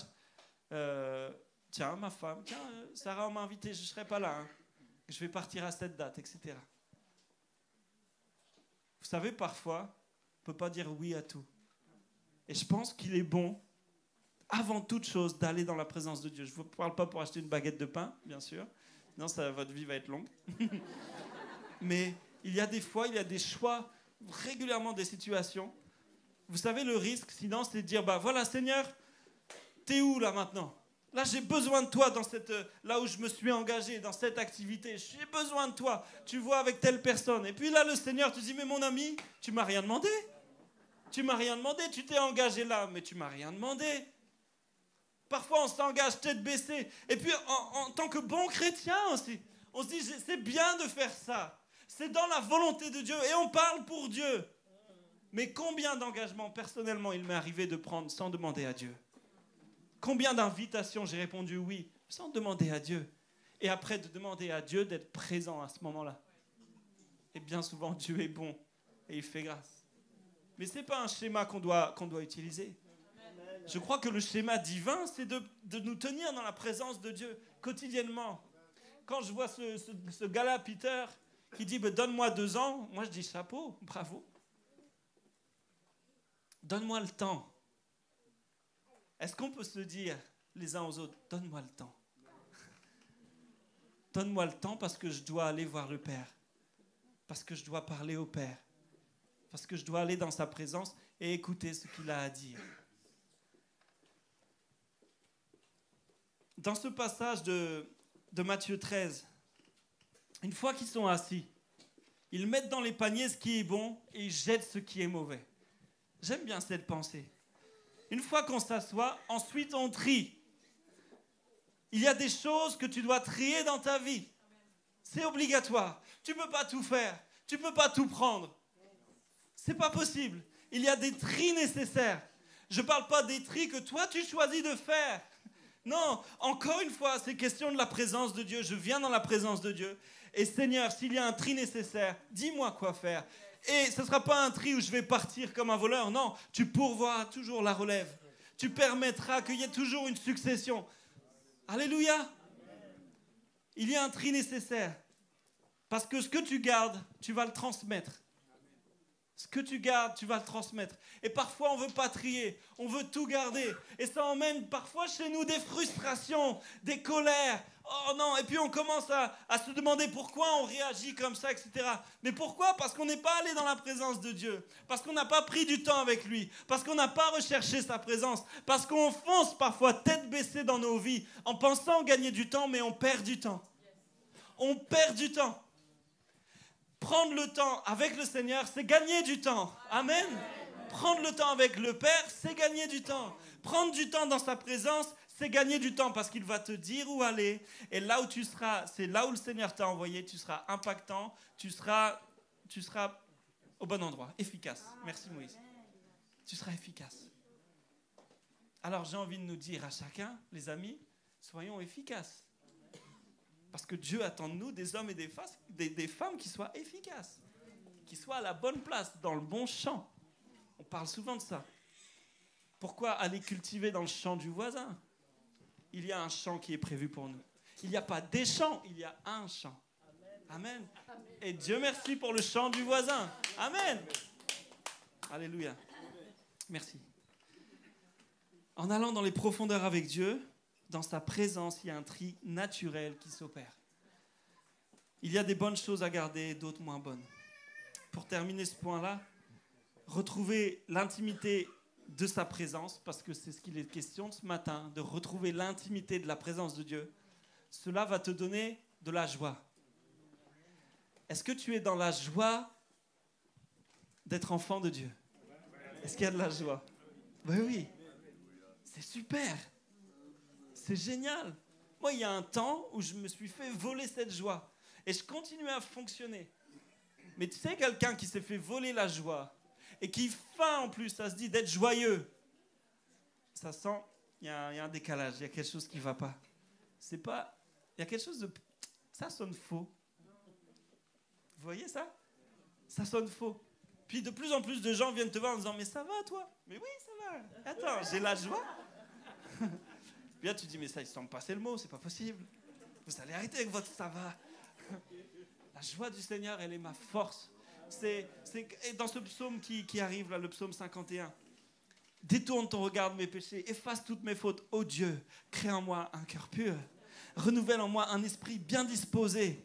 Ne me rejette pas loin de toi. Ne me retire pas ton Esprit Saint. Rends-moi la joie de ton salut. Et qu'un esprit de bonne volonté me soutienne. » Amen. David est là, il écrit ce psaume à un moment les plus terribles sûrement de sa vie. Où il a péché, il est allé voir Bathsheba. Il a tué son mari Uri. C'est terrible ce qu'il fait. Le péché en lui a tellement pris de place qu'il est allé jusqu'au meurtre, il est allé jusqu'à des choses terribles. Et David en paiera des conséquences. Mais il va écrire ce psaume avec un cœur merveilleux, repentant. Ô Dieu, crée en moi un cœur pur, renouvelle en moi un esprit bien disposé. Il s'est fait voler sa joie. Et il dit au Seigneur, je veux retrouver, rends-moi la joie de ton salut. Si ce matin tu es dans une tristesse, tu te sens accablé, dis au Seigneur, rends-moi la joie de ton salut. Rends-moi la joie de ton salut. Tu te souviens ces temps où tu as rencontré le Seigneur, où tu as été impacté par lui, mais tu as été comme fou, comme folle. Tu te souviens de ça? Je suis sûr que chacun d'entre nous, on a vécu ces expériences-là. Tu as envie de le dire à tout le monde, c'est bouillant, tu as le feu. Mais j'ai envie de te dire, mon ami, que cette réalité-là, tu dois la vivre encore et encore. Parce que tu cultives la présence de Dieu, ce feu-là ne s'éteint pas. Au contraire, il grandit encore plus. À chaque fois que tu vas dans la présence de Dieu, tu mets une bûche en plus dans ce feu. Tu mets une bûche en plus et la joie du Seigneur devient encore plus ta force. Amen. Et tu te sens encore plus fort. Même dans tes faiblesses, je me sens fort dans mes faiblesses. Parce que c'est Christ en moi qui fait la différence. Amen. Ce n'est pas moi qui fais la différence, c'est Christ en moi. Rends-moi la joie de ton salut. Parfois, oui, le péché nous éloigne de sa présence. C'était le cas de David. Il se sentait loin parce qu'il avait péché. À ce moment-là, je serre la parole dans mon cœur afin de ne pas pécher contre toi. Seigneur, je ne veux pas pécher contre toi. Et si ça a été fait d'une manière ou d'une autre, dans mes pensées, contre un frère, contre une sœur, je mets tout en place. Et je viens avec un cœur repentant devant toi. Mais parfois, on boycotte sa présence tout simplement. Finalement, c'est une forme de péché. On boycotte sa présence parce qu'on est trop occupé. Si Dieu nous parle, si Dieu lui-même s'accorde un temps de repos, tu crois que tu n'en as pas besoin? Tu crois que tu n'as pas besoin d'un temps de repos? Pas tous les 3 mois, tous les 4 mois. Régulièrement. Un temps où tu arrêtes tout. Entendez-moi quand je parle de repos, hein, bien sûr. Un temps où tu arrêtes tout et tu débranches tout et tu viens dans la présence du Seigneur. Tu prends le temps de prendre le temps.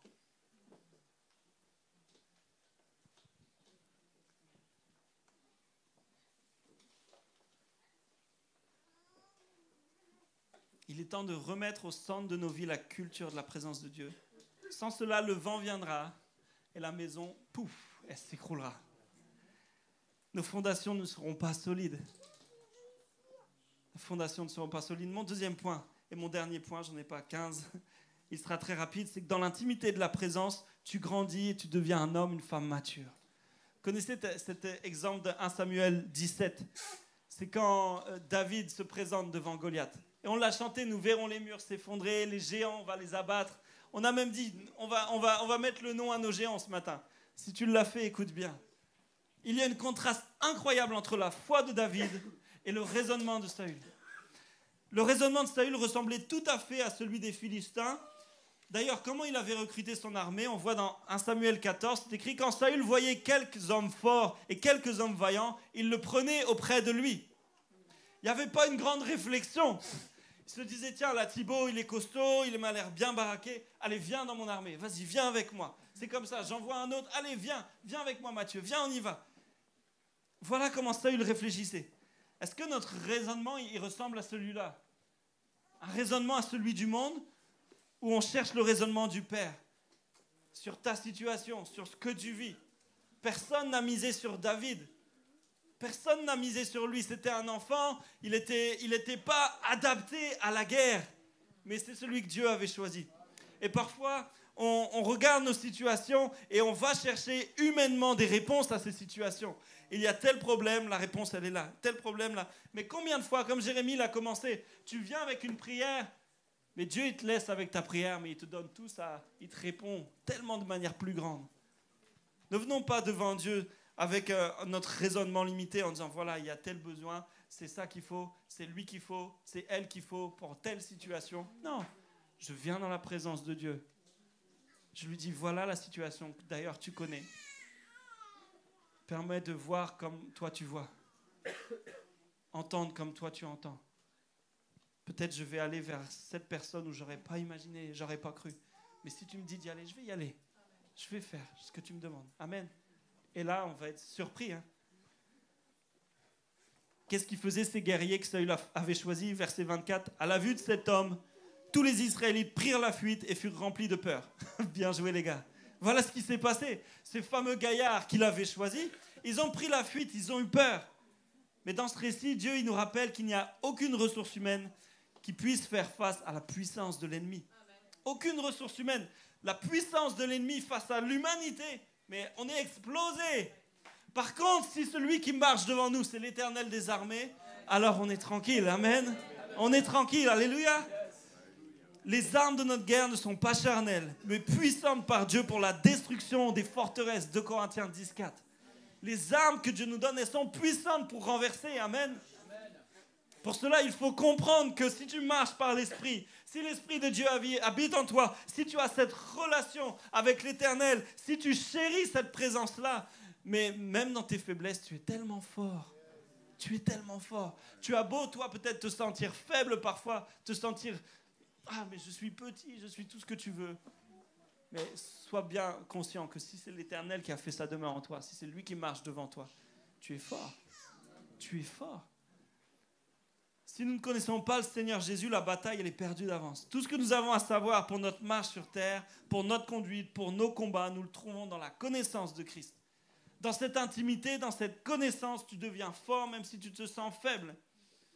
Bien sûr, ça suppose que la parole tout entière, elle soit richement gardée dans nos cœurs, dans ton cœur. David, on va lire le passage après et on va terminer sur ce passage. Et Michael, tu peux te préparer. David rejette l'armure qui ne fournit nullement la puissance du Seigneur. Ça va même l'entraver, cette armure que Saül lui donne. Mais se revêtir de la puissance, de la force du Seigneur, c'est mettre sa confiance en lui. Pour David, c'était mettre sa confiance en Dieu. Bon, lisons ensemble 1 Samuel 17, verset 31.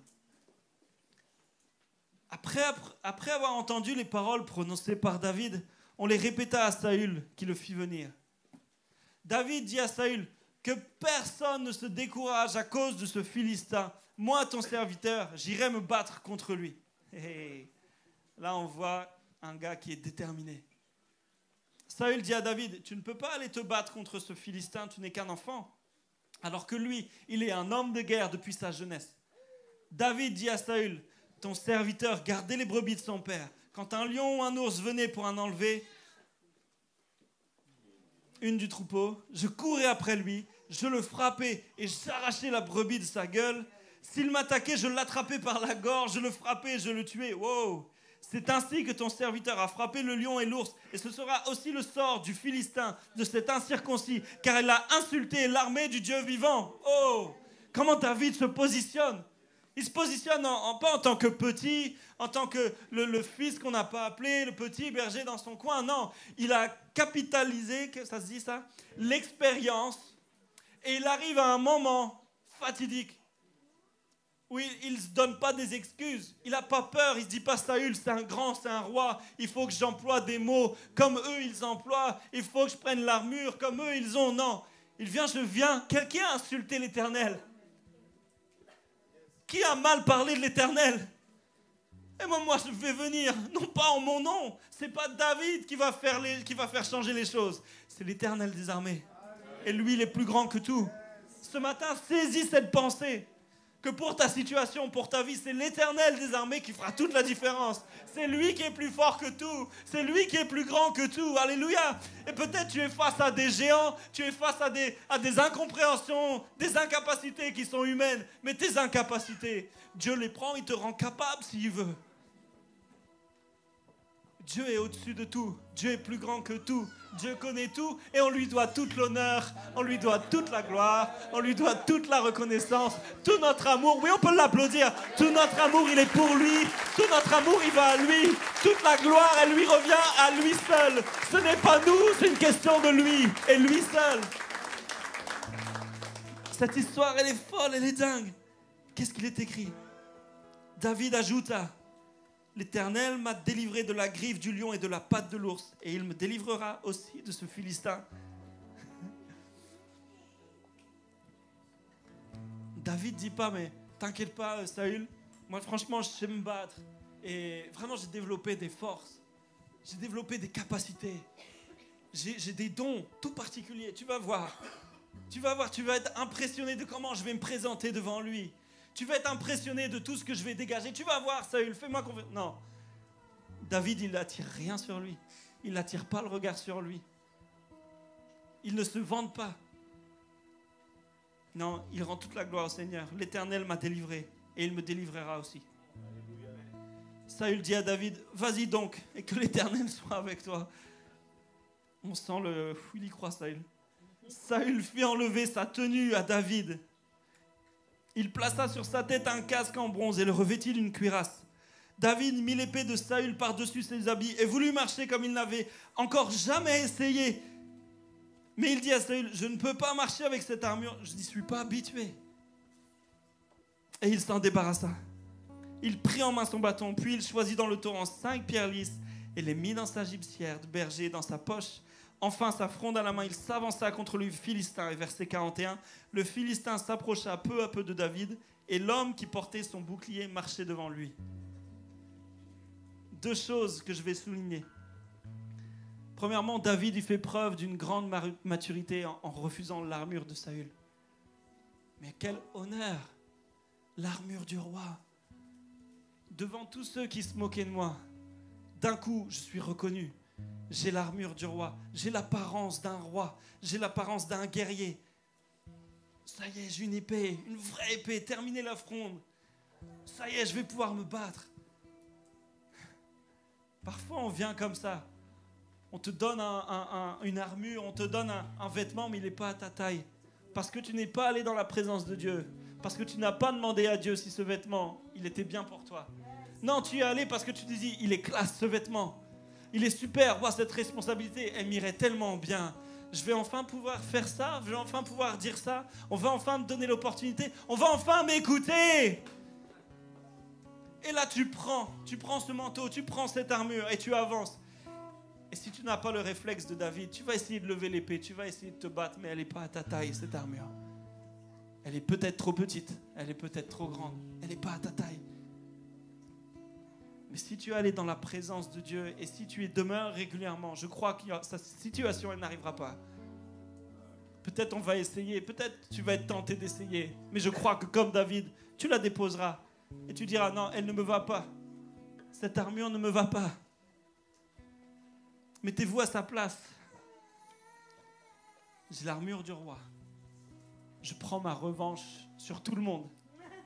C'est le moment. Ah, toi, mon frangin, tu disais que je ne pourrais pas. Tu me laissais même pas passer pour aller devant le roi. Eh bien, je suis là maintenant. Là. Non. David, il est lucide. Je ne suis pas un guerrier. Je ne suis pas un guerrier. Je ne veux pas porter des vêtements qui ne vont pas et vont m'encombrer. Il vient avec les armes qu'il connaît. Il prend sa fronde, il l'a maniée, il a pris l'habitude. Il sait quelle pierre choisir. Il sait quelle forme choisir. Et remarquez bien que Goliath, il s'avance. Il ne s'avance pas seul, il y a quelqu'un devant lui. Il s'avance avec un homme devant lui qui a un bouclier. David, devant lui, il n'a pas que Goliath. Il a aussi un autre homme qui est là avec un bouclier. Puis il commence à s'avancer vers eux. Mais David, il sait qui marche devant lui. Il sait que Dieu est là. Il sait que l'Éternel est là. Sur ta situation, sache que Dieu est là. L'Éternel est là. Il marche devant toi. Et le diable cherche à te pourrir dans tes pensées. Il cherche à te faire croire. Il cherche à te mettre une armure qui est trop lourde. Il cherche à ralentir ta course, à te faire croire que tu n'es pas capable. Mais si tu es un intime de la présence de Dieu, si tu reprends cette marche d'intimité dans la présence de Dieu, si tu reconnectes avec ton Papa Céleste, si tu reconnectes avec lui dans le jeûne, dans la prière, dans la méditation de la parole, dans la contemplation, tu verras qui marchera devant toi. Tu n'auras pas besoin de grand-chose. Juste lui faire confiance. Juste lui faire confiance. Crois qu'il est capable de changer ta situation. De ce qu'on a déclaré sur ta vie comme mort, il peut redonner la vie. Il est capable de cela. Mais si toi, tu ne crois plus à cela, c'est parce que tu as pris les armes que le monde te propose. Non, maintenant, c'est plus possible. C'est plus possible maintenant. Mais Dieu est le Dieu de l'impossible. Amen. Dieu est le Dieu de l'impossible.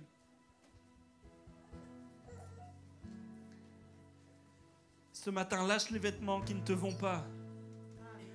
Ne cherche pas à faire comme les autres. Ça, c'est la mode aujourd'hui. C'est incroyable cette histoire de mode. C'est les soldes, on va tous aller au même magasin. On va tous acheter le même short. On va tous acheter le même t-shirt. Et on va tous se dire, il est bien ton short, il est bien. Ça, c'est la mode. Mais Dieu n'est pas un Dieu de mode. Amen. Amen, Lou. Dieu n'est pas un Dieu de mode. Il a une tunique particulière pour chacun d'entre nous. Amen. Un vêtement pour chacun d'entre nous. Ajusté à la bonne taille, dans le bon champ, au bon endroit. Et pour connaître lequel est ce vêtement, cultive la présence de Dieu. Sois intime de sa présence. Il te dira, il te parlera, il t'équipera, il t'enverra. Et tu iras non pas par tes forces, mais par ses forces à lui. On va prendre ce chant ensemble et j'aimerais que...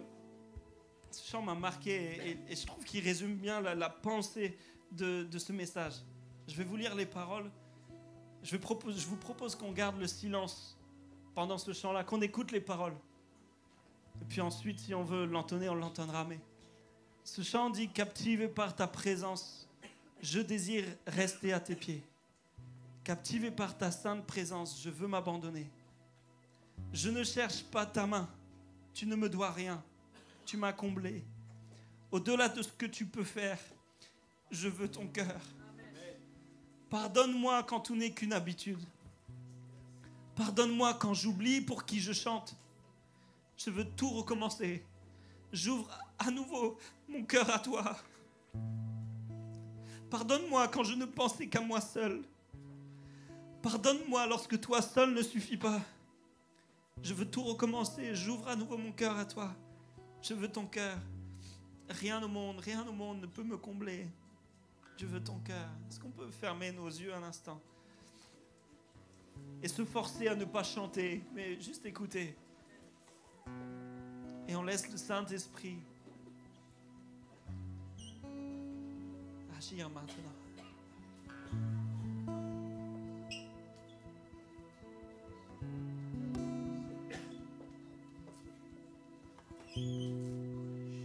Captivé par ta présence,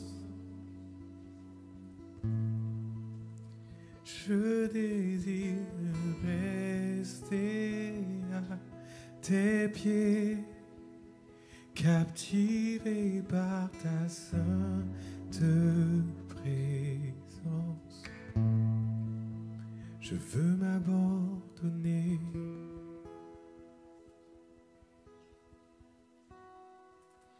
Je ne cherche pas ta main.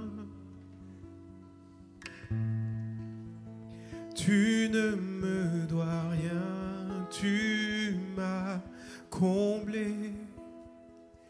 Au-delà de ce que tu peux faire, je veux ton cœur.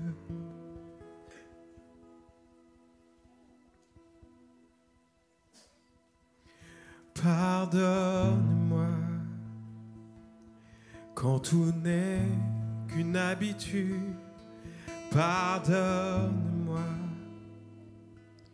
Quand j'oublie pour qui je chante, je veux tout recommencer. J'ouvre à nouveau mon cœur à toi.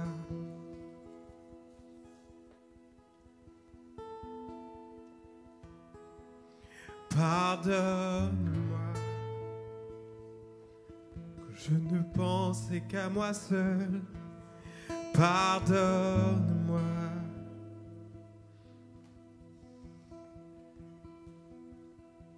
Je veux tout recommencer. J'ouvre à nouveau mon cœur à toi.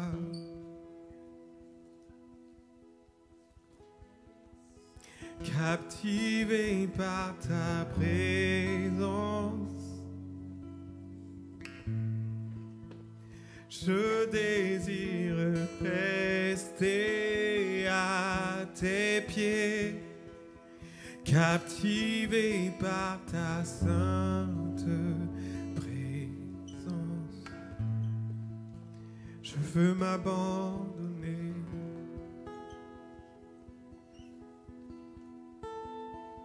Je ne cherche pas ta main. Tu ne me dois rien, tu m'as comblé. Au-delà de ce que tu peux faire, je veux ton cœur. Alors qu'on va continuer ce chant et faire cette prière, pardonne-moi. Si tu sens que il y a comme une rupture, une cassure dans ta relation avec le Seigneur, avec l'Esprit, que le temps du Shabbat, le temps du repos n'a pas été utilisé, n'a pas été pris comme il fallait. Parfois, tu as répondu oui sans réfléchir parce que ça te flattait ou parce qu'on t'a formé à répondre oui et c'est tout. Sans demander à Dieu, sans l'inclure dans tes choix. Et tu veux lui dire pardonne-moi. Voilà. Si c'est ton cas, je t'invite à te lever et puis on va prendre ce chant ensemble. On va continuer. En signification devant Dieu, je me lève parce que je veux que cette relation elle soit restaurée. Au-delà de faire un pas de foi ce matin, je veux que le jour après jour avec toi, il soit rétabli dans ma vie.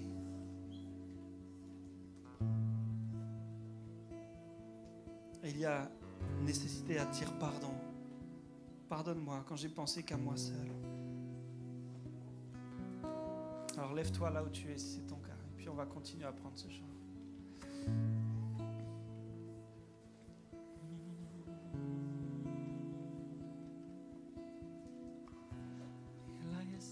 Givré par ta présence, je désire rester à tes pieds, captivé par ta sainte présence. Je veux m'abandonner.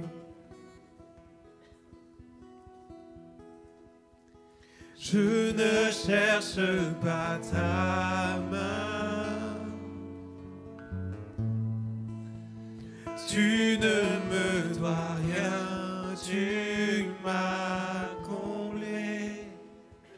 Au-delà de ce que tu peux faire, je veux ton cœur. Reçois, Seigneur. Je veux ton cœur. Rien au monde, rien au monde ne peut me combler. Je veux ton cœur. Rien au monde Non, rien au monde ne peut me combler. Je veux ton cœur. Rien au monde, rien au monde ne peut me combler. Je veux ton cœur. Rien au monde, rien au monde ne peut me combler. Disons-lui, pardonne-moi. Pardonne-moi quand tout n'est qu'une habitude. Pardonne-moi quand j'oublie pour qui je chante. Je veux tout recommencer. J'ouvre à nouveau mon cœur à toi.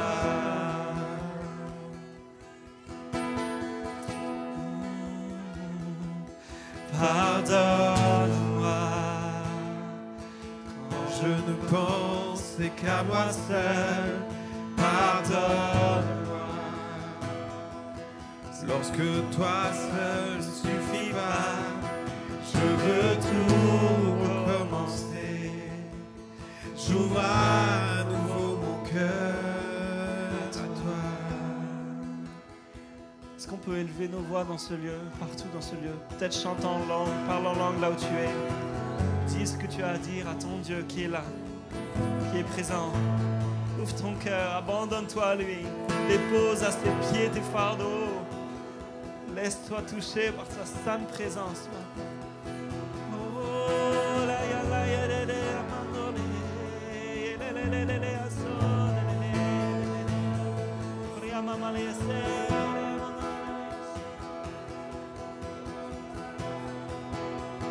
Ria mama asole le se. Le le asole la se.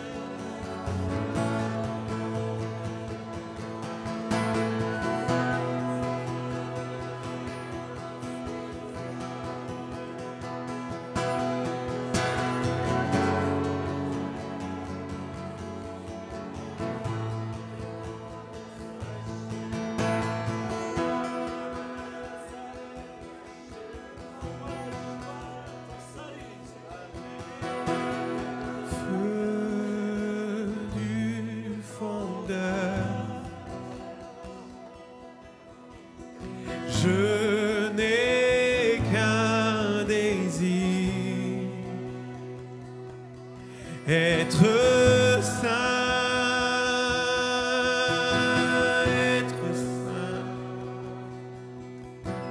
mis à part pour toi, Seigneur. Oui, je choisis d'être saint, mis à part pour toi, mon seul maître, et prêt à t'obéir. Oh, purifie mon cœur, Jésus. Purifie mon cœur, rends-moi aussi pur que l'or et l'argent. Oh, purifie mon cœur, rends-moi aussi pur que au feu du fondeur, où je n'ai qu'un désir d'être saint,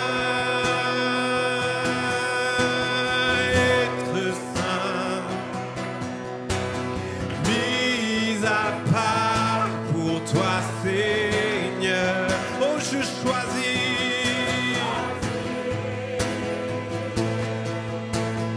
d'être saint,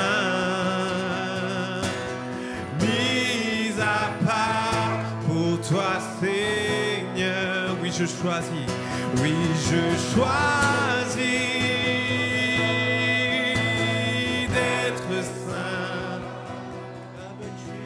mis à part pour toi, mon seul maître, et prêt à t'obéir.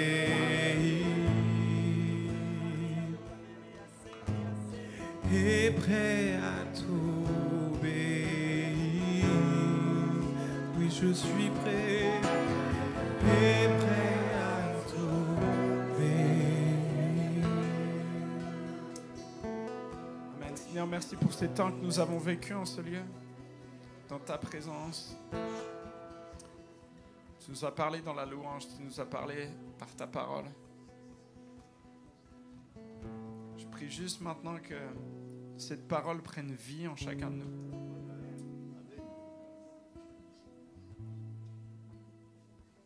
Que rien ne nous soit dérobé par l'ennemi ou par le temps, par les circonstances, par notre ancienne mentalité. Que maintenant toute chose devienne nouvelle. Et tout est possible en toi. Seigneur, je veux bénir chacun ici. Et merci pour la beauté de ta présence auquel nous avons accès jour après jour. Amen. Ouvre-toi à chacun.